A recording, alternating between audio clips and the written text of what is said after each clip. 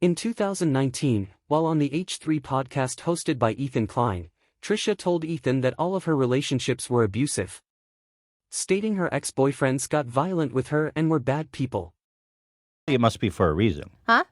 It No. must be that I just don't like them. There's certain people you just don't like. And straight men are my enemy, I guess. you're racist against straight men.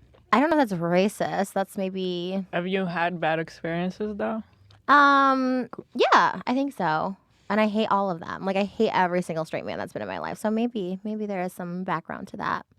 Have you been cheated on, lied to, Yeah, bad relationships? all of them. Maybe I do. Maybe there is something to that then. I don't know. Yeah, everyone cheats on me. Everyone's awful and the worst. And straight people love to hit. Like, I used to get, like, beat the shit out of and stuff like that. Like, people used to beat the shit out of me when I was, like, my Who first, are like, these 3 people? relationships. That's- Yeah, my that's first, like 3 years in LA, everyone. Like, I used to just get, like, every night with, like, a fucking, like, boxing match. Yet a year later in 2020, on her own channel, Trisha talked about how she's been lucky as far as dating goes because she's never had a boyfriend who treated her badly.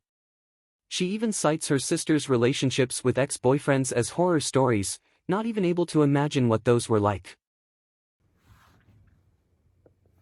I will say I've been lucky as far as dating goes.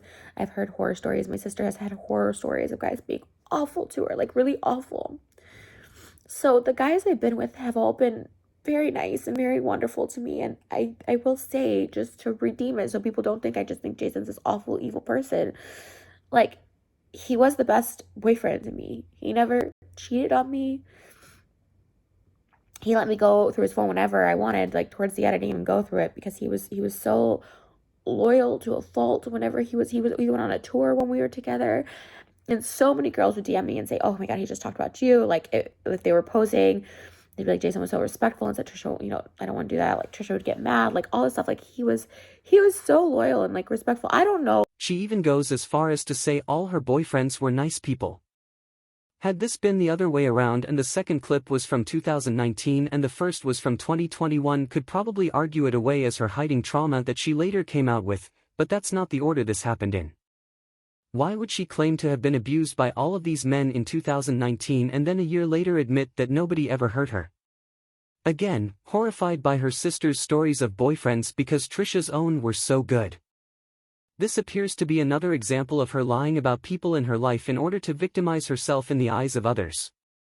It's dangerous, it's wrong, and it needs to stop.